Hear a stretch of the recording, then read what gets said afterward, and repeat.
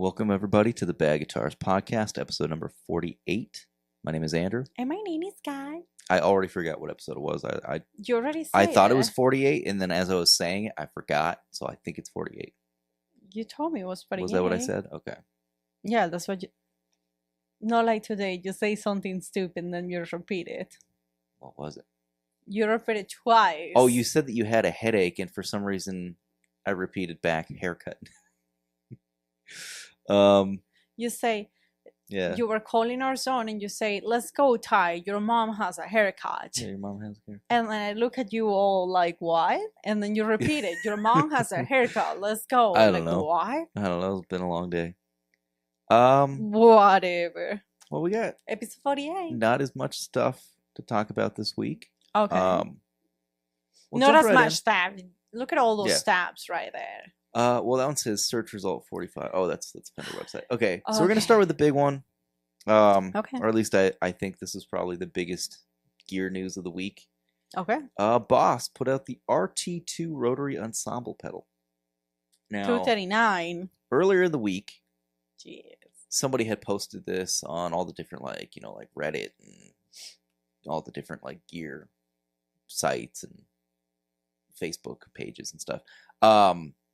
So somebody said that this had been leaked, and the only thing that had been somewhat verified, Boss denied that there was this pedal, I guess, but they were able to find that there was a registered name for RT-2 Okay. rotary ensemble. Well, everyone assumed it was the rotary ensemble because the RT-2 reimagined from the RT-20. We already saw what they did with like the Space Echo. They shrunk that down. Okay. And the Slicer, they shrunk that one down as well. So rotary ensemble. Now, the image that had been posted along with this like leaked release was what we're showing up on the screen right now. People were like, there's no way that's what it's actually going to look like. But then that's the actual pedal. So it has the light in the center that the old school RT-20 had that moves along with the pattern of like a rotating speaker. Much like they said, the RT-20 had it as well. So it actually Okay. shows the speed of like the simulated speaker spinning. Oh. And they have new knobs for this one too. It doesn't have like the regular stacked pots that like something like the Boss Metal Zone would have. This has brand new knobs. They've never done these before. Question. Does Yeah. the light changes colors? I don't know if it changes colors necessarily. It does, but it's what you're seeing right here is the colors that it changes to. It just changes the pattern of the colors. Oh. If that makes any sense. Yeah, it does.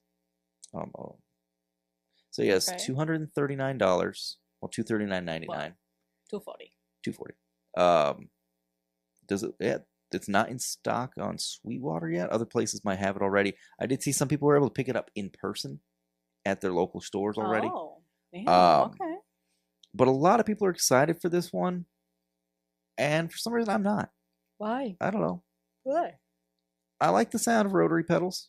But I think there's others that are doing it better on the market. I think Mode 2 was the one that sounded the best to me. It's more like a classic sound. That sounded the best to me. 1 sounded a little too harsh in the demos that I've heard so far. 3 kind of sounded like a halfway in between 1 and 2 kind of thing.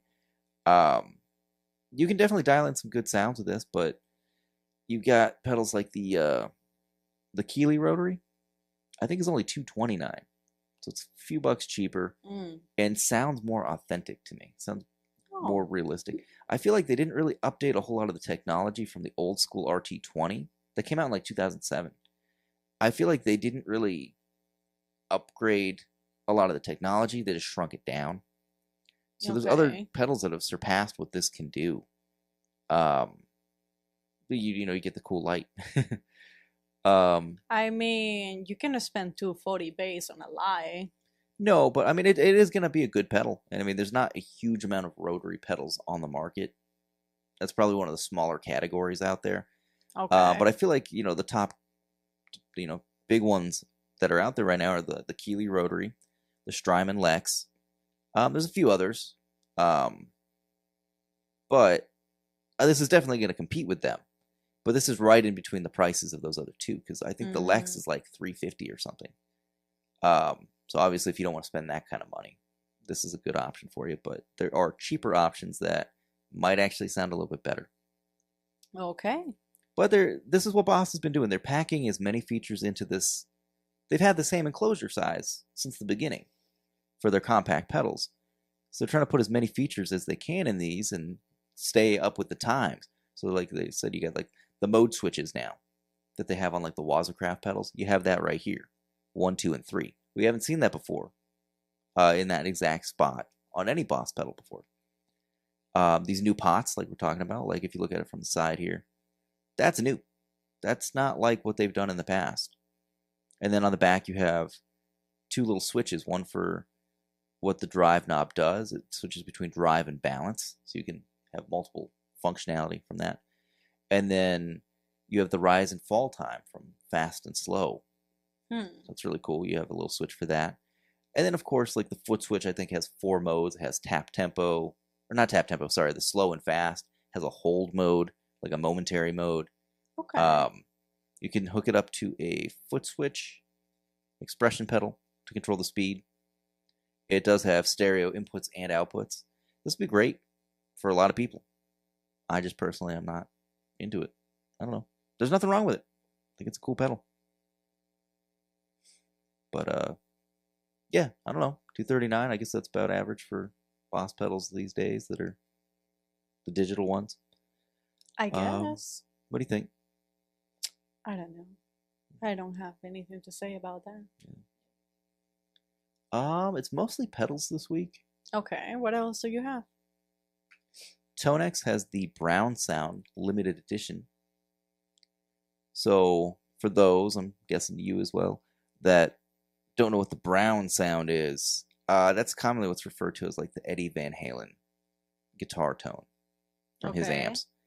So the Tonex One, this particular model, they just put a collection of Brown sounds in your preloaded. It's preloaded with those, so you don't have to like build your own collection of them to put in this thing. Okay. You get 20 carefully created presets with tone models from all 3 Brown Sound collections.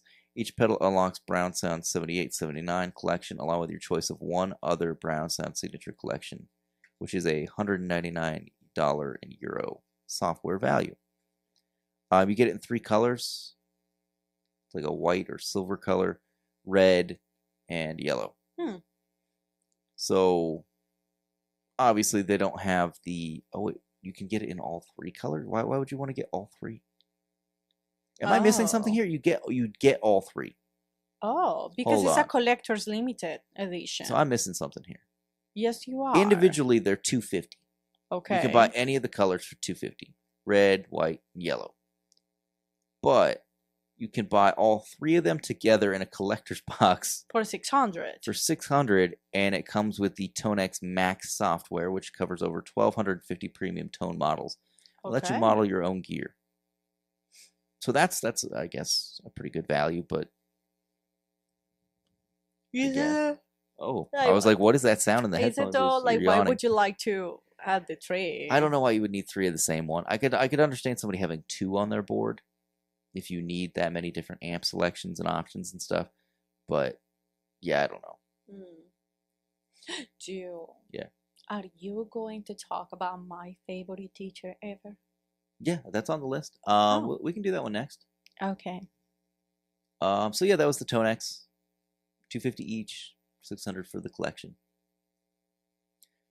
So since you brought it up, of course, because he's like my favorite teacher. So Summer School Electronics, they're doing the Fretboard Summit this year. They're going to be there in Chicago. Nice. And they are doing a special event at Fretboard Summit. How cool is that? And Mark is going to be teaching people how to build pedals. Now, you have to have the ticket to get in to Fretboard Summit. You have to already have admission into there. So this workshop is $100 on top of your ticket price. So this is a private event within the event.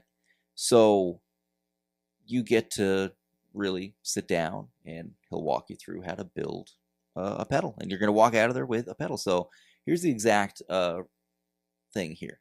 So night 1 is already sold out. Oh, wow. So night 2 is what's available. Okay. So the first night is, I believe, 8/21. Yeah. And so Friday, August 22nd at the Old Town School of Folk Music in Chicago as part of the Fretboard Summit. So the copy on the site here says, Mark from Summer School Electronics is offering a small build-your-own pedal class at Fretboard Summit. Have you always been interested in how to build your own pedals, but intimidated to try it yourself? This class provides all the necessary tools, parts, and an instructor who is both a pedal builder and a teacher. I So told there you go. You have a real teacher. You have a real teacher, you guys. By the end of this cool is class that? session, you will walk away with your own working overdrive distortion pedal and a new skill set. Whether you're brand new to the world of Good. DIY building or have a few starter builds under your belt as a hobbyist, this class is a fun group activity, and Mark will be available to answer all your questions about building, modding, sourcing parts, whatever else you can think of. Space is limited, so sign up early. Like I said, night 1 is already sold out. So Then you have to run to sign up. Yeah. And it's just $100. And it's $100, which I don't think it's bad. you got to think he's bringing all the stuff for soldering, the kits, and the whole experience of you're working with a real pedal builder who's going to walk you through step by step. It's a really cool event. Unfortunately, we won't be able to make it to that, but I think it's really cool. The Fretboard Summit would be something really cool for us to eventually try to make our way to. That and NAMM would be really cool. We've never been to either, so. But summer school electronics, they already have really cool stuff. I know. So, There's a summer school pedal. Not really. It keeps getting recommended to me. which one is it? It's the science fair. We talked about the science. We talked about the science fair. Yeah, people keep recommending this to me because I have such a hard time with overdrives and distortions. And this one has a rat and a tube screamer in one, but it's not like it's not like a double pedal. They're both accessible at the same time, and you can blend between the two. So that's one that people really keep recommending to me. It's $165. Yeah. One of the reasons why this is like my absolute favorite pedal company is because it combines like everything what I like. Like the style is really cool. Yeah. The sound is really nice, and then the price is nice too. So it has like everything that you're looking for in a pedal right there. Yeah. I really do like them. But I think when they put out the Science Fair, the Germanium edition, late last year, early this year, I don't remember when they did it. Maybe it was that might have been their Black Friday release last year. I don't know. Missed out on getting that one because that one had the black enclosure, and plus Germanium's really cool.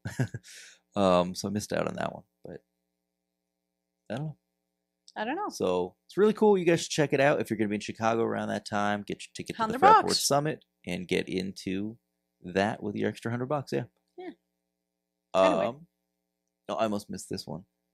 So Heather Brown Electronicals at godsmom.com and godsmom.com on social media. She released another batch of the Volga preamp. This is a batch of just 100. So the regular version was, I think, silver or white. It's kind of hard to tell from the videos and pictures I've seen. This is a black version with white text. So I think we covered this the first time she put these out, about a month or two ago. Okay. So it says the Volga preamp religiously recreates the crystal cleans and moderate saturation of the Sovtek MiG-50.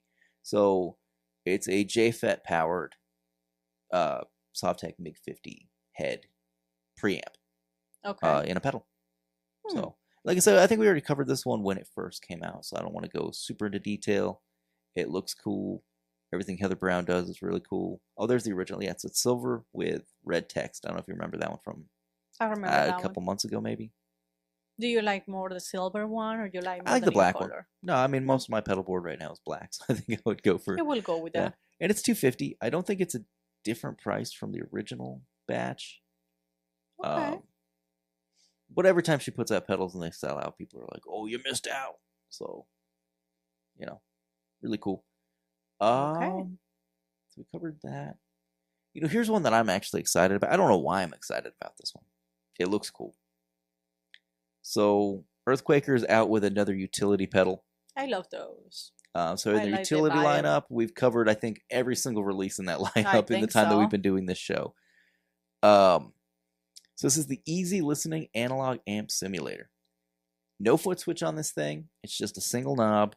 It's a headphone amp, and it's also a cabinet amp and cab simulator that you can put at the end of your pedal chain before you run into, your interface or whatever. Like, I think this would be really cool IR kind of thing, but fully analog. Okay.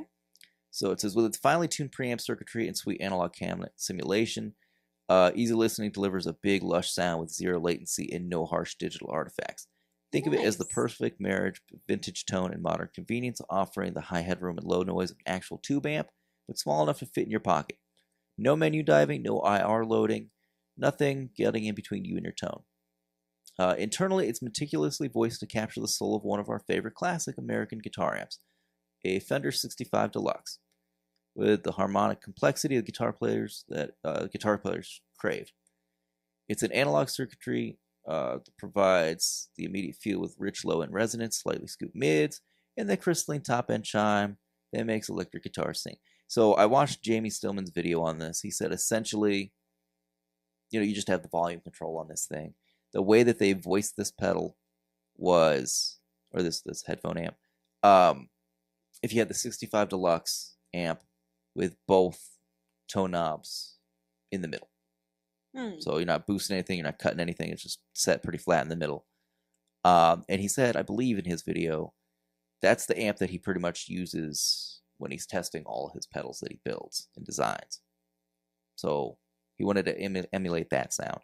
So right here, there's little diagrams. You could run it in as your headphone amp, or right here where it's showing like go into your interface. I think that'd be really cool. I guess in my application, it'd be like if I am doing videos late at night, like I typically do the pedal and guitar videos and stuff that I record for the channel. I'm doing it at like 9 or 10 o'clock at night, and our neighbors have never complained. And I don't get the amp that loud. I might get pretty closely and everything, but like, I've always been after a solution that's simple to just run between my pedal board and the interface to get some kind of like cabinet simulation. So it'd be really cool. Okay. Without having to go digital. Nice. And the price on this thing, I don't know. Oh, it's $100. That's pretty not good. bad. Yeah. And it looks like they already sold out, at least on their website, on the first batch. So the earliest you can get is August 15th. If you order now. Let's see real quick. What? Fender has a couple of new things coming for the Hammertone line, which I thought they were going to discontinue the series. Because I don't think they were that popular. I don't like the way they look. I like... They are really simple. In this lineup, I like the knobs, but not in all the colors that they do them in. How much is that? I don't know yet. Oh. All right, so they're doing the Hammertone Boost. Okay. You get treble, bass, level, and then type of boost. Let's see what that's about. Selectable ultra clean op amp or harmonically rich JFET boost. So you get a clean or a dirty boost. Okay. See, a true double feature, the Hammertone Boost pushes your signal to new levels with two distinct flavors of boost in one enclosure. Let's see, nothing really too special to read about here. It's the type of rich compression characteristics of preamps and vintage tube units on the JFET section. Easily attain a completely flat boost thanks to the center detents on the treble and bass controls, or just eat knob to your liking. So that's kind of cool. So in this particular setup, well, that doesn't make a whole lot of sense. Never mind. It does and it doesn't. Okay. Because it's saying that like it has the detents in the center. So like when you're turning the knob, you can feel when you hit the center. If that makes sense. Do you know what I'm talking about? Like on knobs where I have no idea. As you're turning, this is a bad example, it's just a pedal. As you're turning and you hit that centerpiece, for anybody that doesn't know, you can feel it, that it rests in a certain, like a notch where the knob rests in like a notch between, I don't know how to explain it. I mean, the word explains itself, but for those that don't know, that's what it is. It doesn't make sense because the knobs are labeled 1 through 10, so it's like So when It's- you get to 5, It's not really 1 through 10 because it's 5 is the middle, but it's really 5 is kind of like flat. That's 0.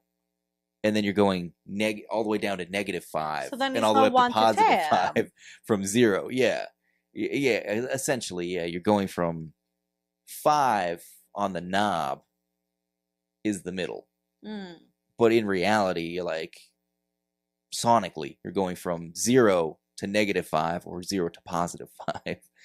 And what was the price on this? Did you catch the price? 104 or 104? Yeah, I think so. $104.99. Yeah. Okay. 105. Yeah, $105. And there's 2 new ones. We're not going to talk about the tuner. I don't think anybody cares about the tuner. Where'd the other one go? You had to get back 1 page. What is going on here? I'll just go back a page. Didn't I just Well, say that? it was on I this said you page, had to get back 1 page. but it was on this page and then it disappeared. Okay. And now we've completely lost it. You see, that happens when you don't listen to me. You don't listen to Oh my God. All right, there it is. So the breakup drive. You don't see me. That was from God, what was that show? God, that's not 90 Day. No, Beyonce. Love. Is it called Love at First Sight? Is that the name of the show? I think it's Love at First Sight. Yeah, I don't know. We watched a season, or was it a season or just an episode? I don't know. It was an episode. And this girl just like she's having a breakdown. She's like, "You don't see me." Now keep in mind that these people is getting married the same day that they met. Yeah. So she has no right to say you don't see me. It's not even the day. It's the moment that they met. meet. They're at the wedding. Like whatever. All right. So this is the Hammertone breakup drive, based on the name breakup drive and the fact that the knobs are blue, the text is blue. I'm gonna guess we got a blues breaker here. Dial-in responsive tube-like drive tones with the Hammertone breakup drive. Okay. Perfect contender for an always-on pedal. The JFET-based overdrive is designed with focus in mind, replicating the dynamic response of hot tubes right at the edge of saturation. 2 selectable clipping modes tailor the drive's character between light breakup and medium gain overdrive. Okay. Each one supplying expressive response that cleans up with lighter picking and breaks up more the harder you strum. An expansive tone control and switching pre-gain mid-boost provide powerful frequency tone shaping tools to hit your final tone. From flavoring your core clean tone to delivering dynamic overdrive. Yeah, this is a blues breaker kind of thing. 2 selectable JFET-based clipping dynamic stages, interactive tone control with the EQ, soft touch relay bypass. So yeah, drive, tone, level. You got your type between low and mid gain, and then there's a mid boost. So this is totally just a blues breaker kind of thing. I like the way they did this one. I like this one. Also $104.99. That's not bad. I like it. I don't know. Oh, you already spent money this week. Oh, I'm not buying this. Okay. I'm just saying I like the concept. I like the concept. Okay. And we might as well look at it real quick since it's on the page. The tuner, if we could find it. That one's only gonna be $99. Oh my gosh. So Jesus Christ. Let's see if there's anything special about the tuner. It's a tuner. Ultra precise, plus or minus 1 cent tuning accuracy. Conveniently switchable strobe and needle displays. Okay. 2.3 inch by 2.1 inch display with auto dimming brightness. Reference pitch adjustable from a 430 Hz to 450. Switchable true bypass, buffer bypass, or muted foot switch modes. Top mounted jacks, as the rest of these have. Nothing else really to say there. It does have a USB power on the side, so I don't know if that's a charger or for firmware updates, if they do any on this thing. Which I need to update my Canvas tuner. They put out an update on that this week too. Nothing special. It's just they put some new display modes on there. Okay. What you want to talk about, Juan? The Juan? Oh no, I wanted to get to that as we could do that here in a second. Give me just a moment. Alright, so the Juan Alderete Reverb shop opened this week. Okay. Now, a lot of the stuff is gone already. In fact, since I started looking, there was 95 results an hour ago, and now there's 93. Now, there were over 700 things on here. Really? Yeah. So, A lot of stuff is He gone. had over 700 things. And a lot of his like really my nice gosh. like the basses that he used in all his videos and back when he did his pedal show and everything. That is like insane. a lot of the basses are gone. All the stuff they had, like his signature thing was putting the Mexican flag on stuff. Oh, really? On a bunch of his gear and his pedals. All that stuff is gone. What's left is like there's a couple of basses that are really expensive, so I could see why nobody's bought those yet. But it's just a bunch of stuff that he had, you know, at his studio. It's not necessarily stuff that he used on any records or things like that. Or pedals are with. really cheap, though. Some of them. Well. So, like, he's got a Warwick Adam Clayton bass, $840. Says it's in poor condition. His Gretsch drum kit that he owned, $3,000. An unbranded P-bass style body, $650. His precision bass with the Raiders logo, $4,200. So I have seen him use that one before. Okay. Couple other, like he's got the ukulele bass, $1,500. Another Warwick bass, $4,200. He had the Jonas Hellborg acoustic. It says acoustic bass, but this doesn't look like it. Oh, it is. It is. It is. Huh. Okay. The Jonas Hellborg bass. It's got some stickers on there. $6,000 though. Yeah. So, which is funny because I have a Jonas Hellborg book on playing chords on bass. Oh, I seen it. Yeah. But yeah, you got a bunch of pedals on here. There's some that are in the lower hundreds. There's some that are a lot more expensive. I see that now. Like I said, I don't know what he's actually. I don't think this is any of the stuff he's actually used on records. It's just stuff that they used on the pedal effects and pedals show that they used to do. Pedals and Effects. Was that the name of the show? I can't even remember now. It was him and Nick Reinhardt. I used to watch this thing like religiously, and then after his accident and COVID happened and everything, they stopped doing it. Look at this Beatronics Buzzter. I was looking at that one. That's cool. He has a Digitech Jam Man. Yeah, for $70. A looper for $70. Yeah. That's what I'm saying. Like, he has things that are like kind of cheap. He's got one on here that I really want. Like that Digitech Hardwire, the CR7. That's $130. Yeah. And some of this stuff is a little bit overpriced because it is owned by him. So I don't know if everything comes with a certificate of like this was owned by him. Okay. Yeah, like the Digitech Stereo Phaser 190. The Hardwire series is pretty good. This Arion DDS4 vintage delay sampler, $240. What is that MXR that he has? Where are you seeing that MXR? Just right there. Oh, that's just an AB box. Oh, how much is that? It's probably cheap, $100. The one that stood out to me though, was the Keeley Black Glass OC81D.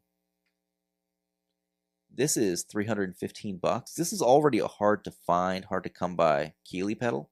Okay. This is actually underpriced.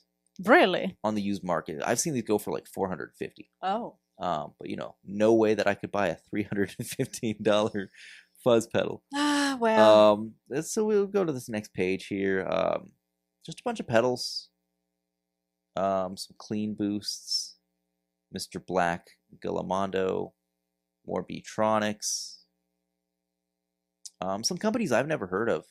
Dude, that one that it says AC noises, that is a cool design for a pedal. Where are we looking? Right here. AC noises. Oh, AC noises. That is a really cool design. Yep, $275. I've never heard of Black Velvet. I've never heard of this company, but he has a few of those on there. Yeah. The Ibanez Session Man 2, $330. Okay. Now this brand, Fat.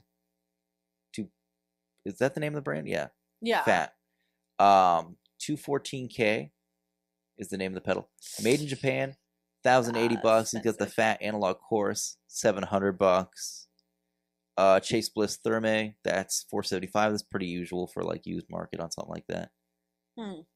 He's got the original Womb Tone from Chase Bliss, $500.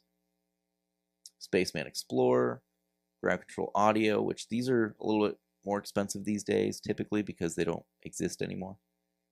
What is that guitar? It's just an unbranded S style, so Strat style guitar for $700. It looks like it has a custom finish on it. I was looking at that. Yeah, what is that? Is it like a I lava? don't know. That's really cool.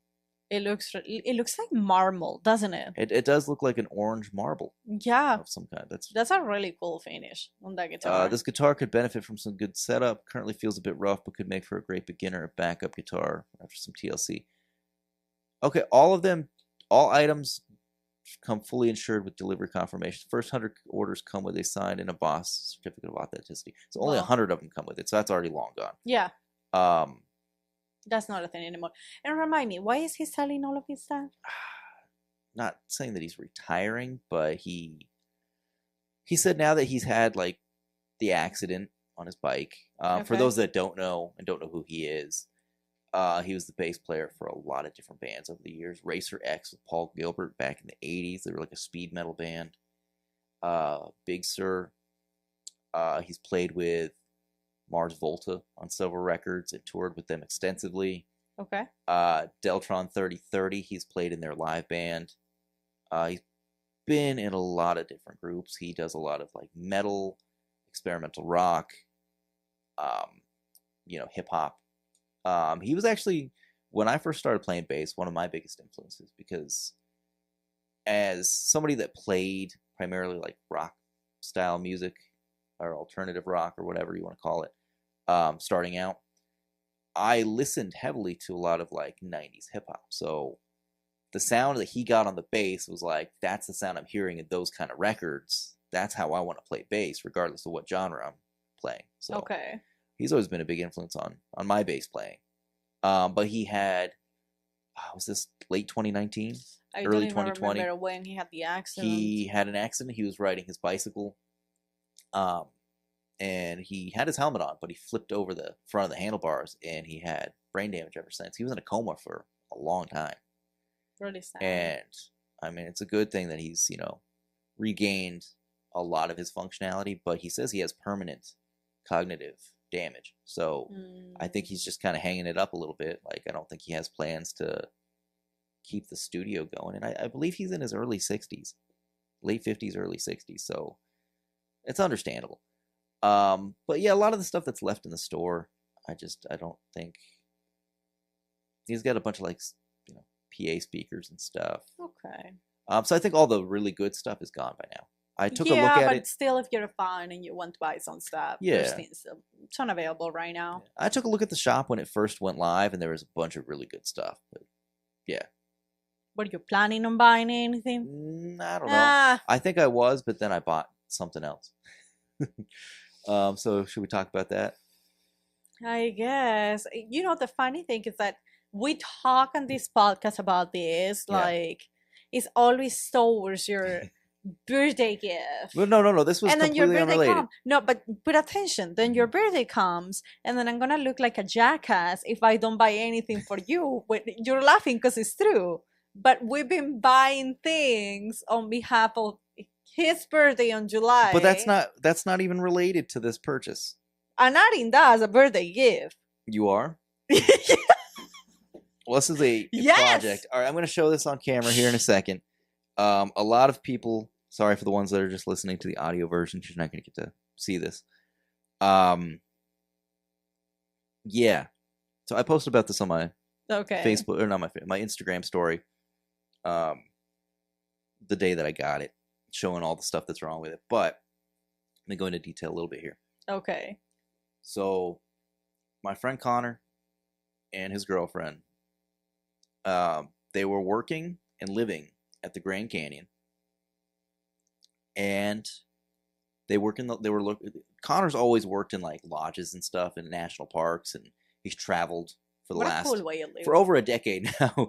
He's been traveling and working at different resorts and lodges and stuff, and like especially national parks. Or he'll be the kind of guy that'll he'll come back to town, save up a little bit of money, and then he'll just drive as far in one direction as he can get until he runs out of money, get a job wherever he's at, whatever small town he ends up in, stay there until he has enough money to go to the next thing. Okay. So he's been doing that for a long time. But him and his girlfriend were working and living at the Grand Canyon, and the entire lodge burnt down this past week. Yeah. And they barely made it out of there in time before the fires hit. He had pictures of the entire lodge on fire. The last time it burnt down was like 1930 something. That's insane. Like 1937, I think. So that kind of ruined their plans because they had a trip planned to go to Florida. I guess that's where his girlfriend's mom lives, and they were planning on going there. Anyway, so their plans were ruined. They have no money. They had to go back to Phoenix, and they're staying at his parents' house for the meantime. So he finally decided he was going to let go of a bunch of his music equipment.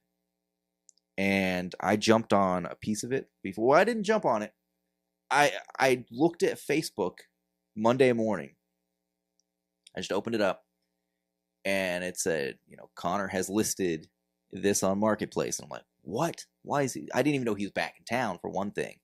But then he listed a piece of gear that I never thought he would sell. But then I look into it, and he had like all his guitars, except for his main Martin acoustic, all of it listed for sale. Okay. I'm like, what's going on? So I reach out to him immediately. I'm like, dude, what's going on? And he tells me the story about what happened at the Grand Canyon. And then I reach out to you because I was like, I can't believe it. Connor's selling this. And then you're like, well, how much does he want for it? Maybe we can help him out. And I'm like, he only wants $200 for this, but there's a reason why. So this is Connor's 2007 made in Mexico Fender Strat. Now, I'll show it up close here in a second, but if you could tell by that first shot right here, for those watching the video version, there's nothing on that headstock. This is a replacement neck. This was his main guitar for the longest time when we were playing in bands.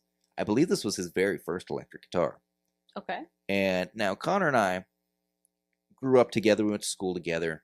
We started our first band together in 2009 or 2010. And we played together for a long time.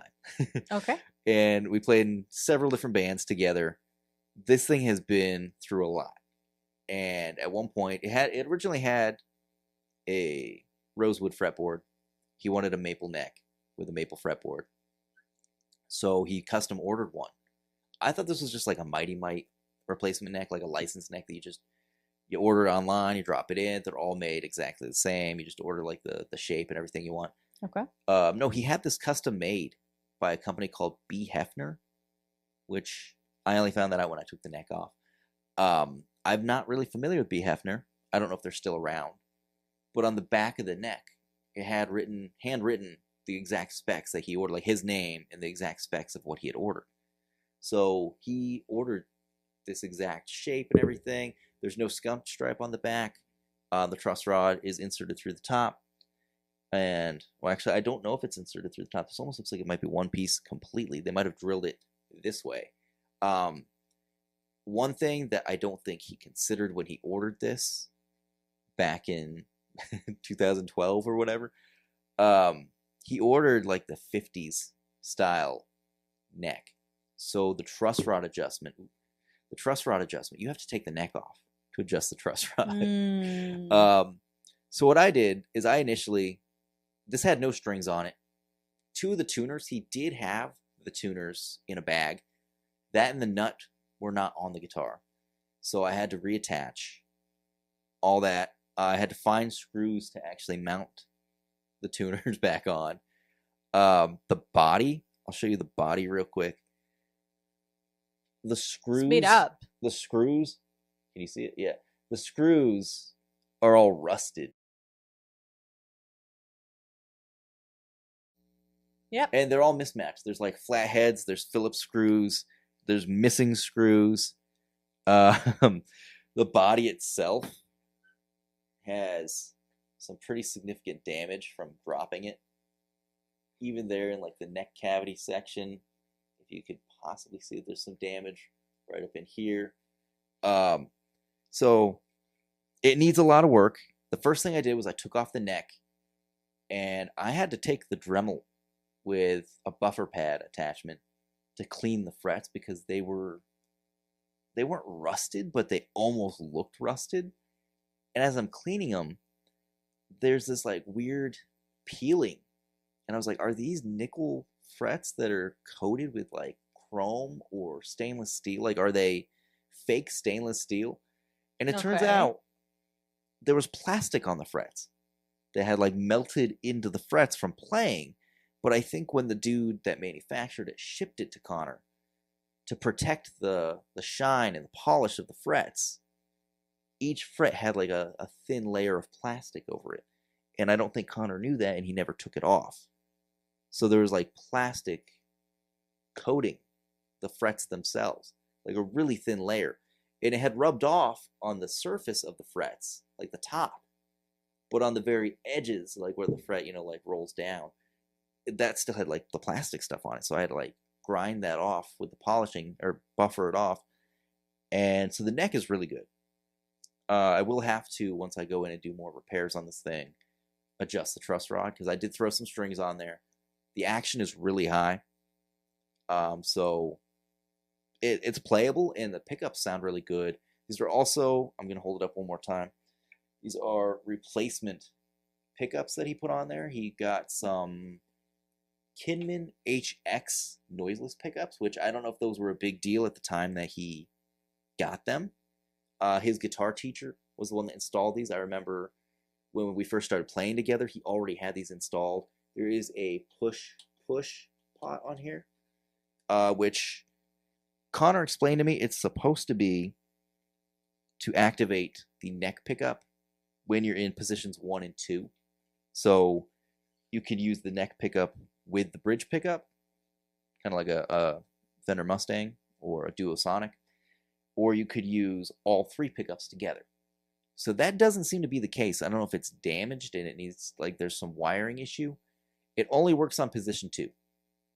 And it activates all 3 pickups and puts them kind of like in this weird out of phase thing. Okay. But it sounds really good because they're noiseless pickups, and I've never had noiseless on a Strat. I will hold it up one last time because I'm sure you guys watching the video have already seen this. There are no like ferrule things in here. There's no inserts at the top of these tuners, and he never had them on there. Like, he just never had them. I remember that back when he put this neck on, he never had. I don't know why.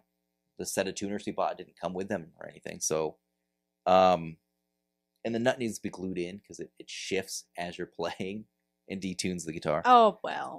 And then the pick guard up by the neck joint. It looks like he took a file to it and tried to like scrape a piece out so he could fit it when he put the neck on. And yeah, so that needs to be replaced. So pick guard, the inserts for the tuners.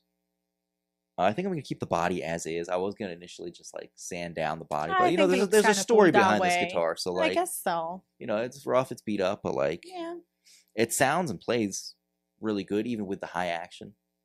So I'm happy with it. Okay. I'm worried that one day he's going to wish he didn't sell it. So I'm glad at least I have it. So if he ever wants it back, he can have it back. But okay. Yeah, that was our big story for this week. What else is there? But going back to pedals. Yeah, well, I actually don't know if we don't have any more pedals to talk about. What are you talking about? Do you talk about Keeley? That was the black glass. Oh yeah, you talk. I was looking about at different black versions of the glass. black glass. So that's actually let me double check because, like I said, I think I've seen them for a lot more. Yeah, I was wondering why you have a Keeley window open. Yeah, $495. Damn. Another one for $495, and that's a price drop. $495. $544. So if you guys are looking for that, like, Juan's your guy on this one. It's gonna be the cheapest place to get it. Well, they can get it because there's just one, isn't it? Yeah. Yeah, $495. His is $315. There's another for $325. It's actually the cheapest one you can find right now. Yeah. Yeah. So maybe eventually.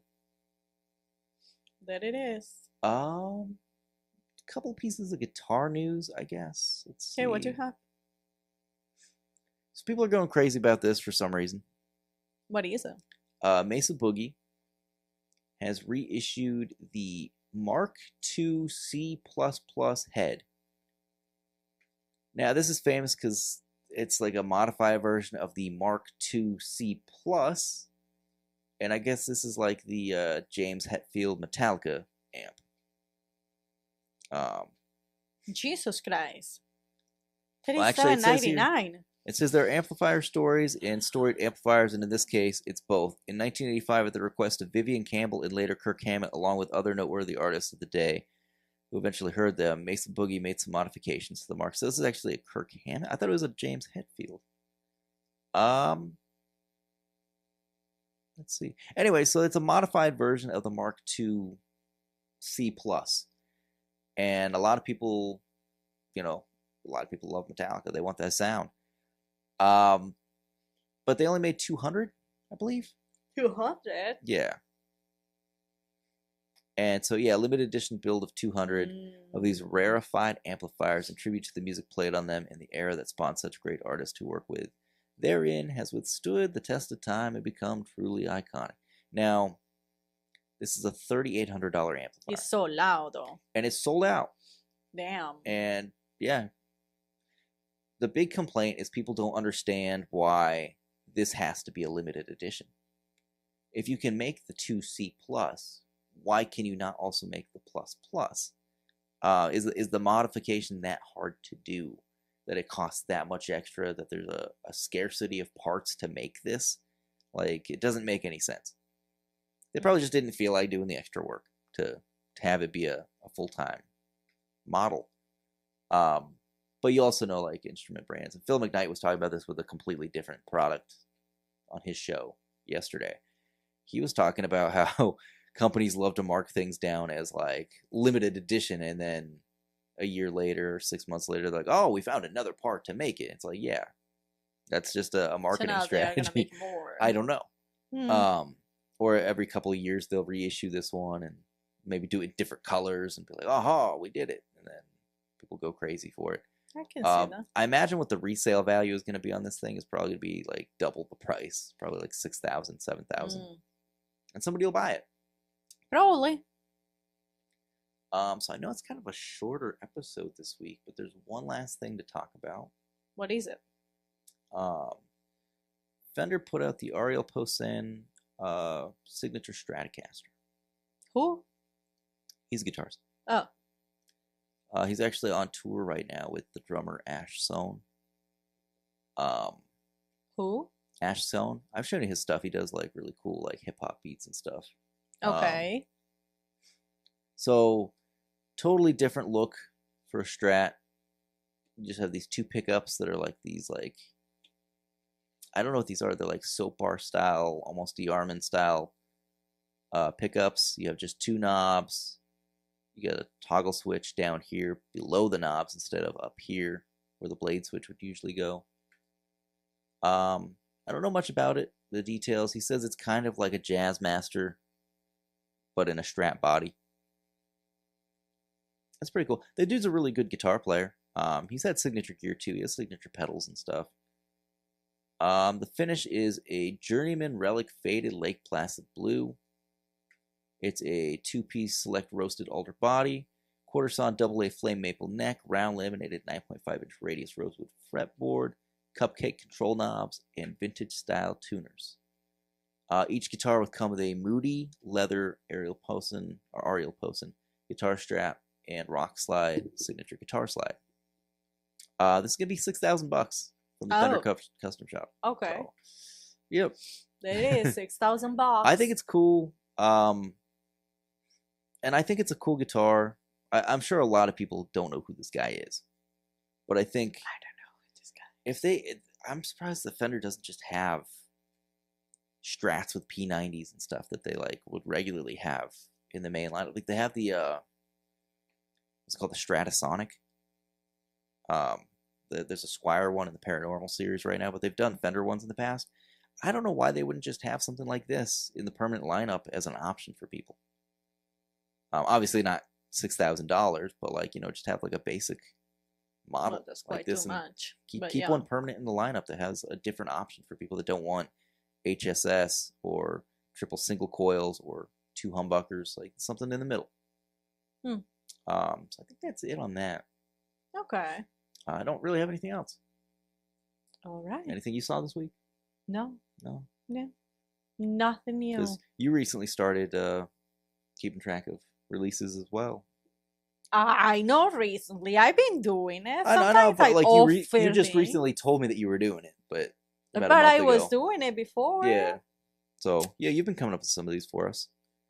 Yeah, I've got nothing else. I guess we should call it an early night. I guess so. All right, everybody. And don't forget to go to the summer school electronics workshop Yeah. for $100. That's not much. Well, again, you got to have the ticket to the Fretboard Summit, and then it's $100. Yeah, but if you had money to go to the thing, you have money to go to the workshop. Yeah, and I don't know how much it costs to get into the Fretboard Summit. Now you're gonna check how much it cost. Yeah. How much does that cost? There's a 3-day all-day pass for $400. Single day pass. It doesn't say what the single day pass. Maybe those are sold out. So yeah, a 3-day pass is $400. Okay. That's probably worth just doing that. Limited to the first 300 registered attendees. So I imagine the single days might be sold out. Oh no. But yeah, you got all sorts of people there. Henriksen Amplifiers, Martin, Santa Cruz Guitars, Taylor, Yamaha, Collings Guitars. A bunch of other brands are going to be there. 2 Rock, Diodario, Pacific Rim, Tonewoods. Really cool. Yep. Anyway, I guess that's it. So this was episode 48. Coming up on episode 50 here pretty soon. So that's kind of cool. Like and subscribe. Help us grow the channel. We'd really appreciate it. And we'll see you next week. Bye.